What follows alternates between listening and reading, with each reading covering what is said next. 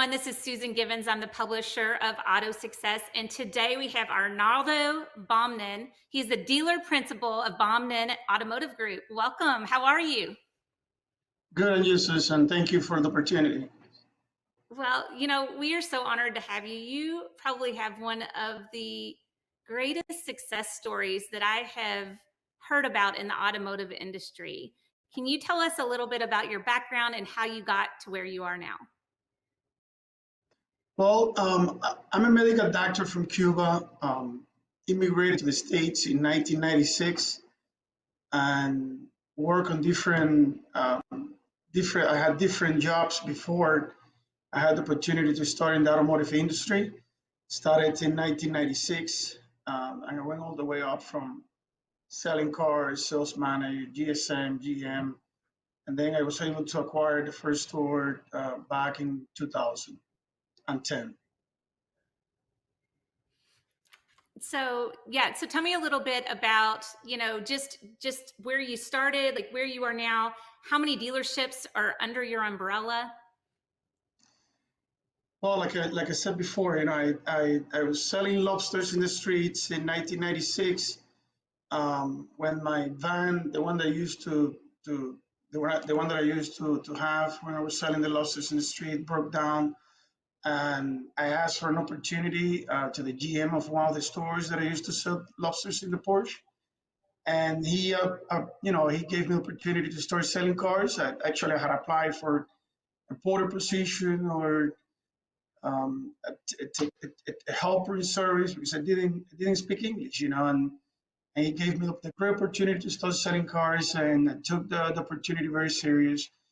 I was still thinking to finish my medical school, but it wasn't until 1999 that I decided to change career. And then from that moment forward, I took the opportunity more serious since I had give up on the idea of becoming a doctor, medical doctor here in the States. And then from that moment, I convinced myself that I needed to play automotive with excellence, I would say. And then I was always striving to be the best at whichever role I had in the dealership. And very competitive from day one, started selling cars. I was top salesman of the month for 15 consecutive months, and that company gave me the opportunity to promoted me to sales manager in 2000, and GSM in 2004, and then by 2007, I was GM of a GM store. And in 2009, I saw opportunities coming, and I decided to go for my dream to become, an auto dealer. It took me over a year, almost 2 years, to acquire the first store, and I was able to accomplish my goal November 10, 2010. That's awesome. And from that moment, we have been, we started the company with about 60 employees. Acquired a second GM store, which is the West Kendall store, which is 8 miles from Dayland. They're 8 miles, 8 minutes drive from each other. Then I bought a Virginia store next to Washington, D.C., another Chevy store. And then Chevrolet Cadillac store in Homestead, which is actually also contiguous with Dayland West Kendall, with Dayland West Kendall stores. And most recent, I acquired a Volvo dealer in Miami. That's great. I was awarded a new Mitsubishi point. So we have seven franchises today. That's awesome. And a lot of the dealerships that you acquired were in like 2010 when we were going through a really rough time in the automotive industry. How did you get through that? Well, those days were very difficult, right? So when I acquired the first store, we didn't have enough money to make the first payroll, to pay the first payroll. Sometime, I was taking a trade-in. I needed to sell the trade-in before taking the car in trade because we didn't have enough cash. It was a very stressful times, where I was answering the phones, answering the leads, washing cars. I was working on a day-to-day, wearing so many hats. I would say that I have today in the company 12 leaders that have been taking my role slowly during the years. It was very difficult times, difficult and challenging and risky, right? I would say. Um, we took a major risk when we decided to acquire this first store. I didn't know actually what I was doing. I don't think that I will do it today if someone offers me to become a dealer with the amount of cash that I had back then in 2010.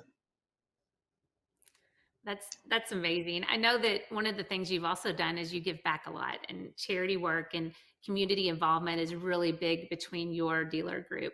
Can you tell me a little bit about what you guys are doing in the community to help your neighbors, and then what charities you're involved in?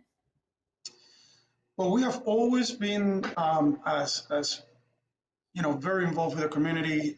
That's an area in the business that is run by my wife. She's very involved in the company. And she's the one that actually started with the idea of getting more involved because, you know, we sometimes as car guys, right, we get involved in the day-to-day operation, especially that we're a young company. But my wife decided to, my wife, when I acquired the store, at the beginning, she was a full-time mom. And it wasn't until 2015 that she decided to join me. And from that moment, you know, she took that responsibility in the company. And never is enough, you know, because the more we give, the more we want to give. And, you know, COVID prevent us from being involved for a long time. But now we're getting back again to what we do best, which is giving back to the community. You know, like I always said, we sell cars, but our passion is giving back to the community. We enjoy more giving back to the community actually than selling cars today, I would say. Um, you know, we have been blessed, as you know, to with a great team. We have been very focused in providing good customer service. So we have been blessed tremendously in regards to selling cars, right? Um, we became last year our West Canada store, the largest GM dealer in the world. Dayland, which is 8 miles apart, #2 GM dealer in the world, and Volvo, which is next to Dayland, #1 Volvo dealer in the country. And we wouldn't be able to accomplish these results without having the support of the community. And we take that very serious, and we understand the importance of continuing giving back to the community. And never is enough. And this year, 2022, we're looking forward to get involved even more. Um, like we have always been, you know, for the last 6 years. That's great. That's great. I love to hear success stories like this. So it seems like you accomplished a lot of goals in 2021 on the business side. What are your goals for 2022? Well, like I mentioned before, you know, where else can we go, right, from here in regards to competing, right? When you become when you have two dealerships in the top two in the nation, in the world, actually, for GM sales, believe that only in the United States, I believe that General Motors has over 5,000 dealers.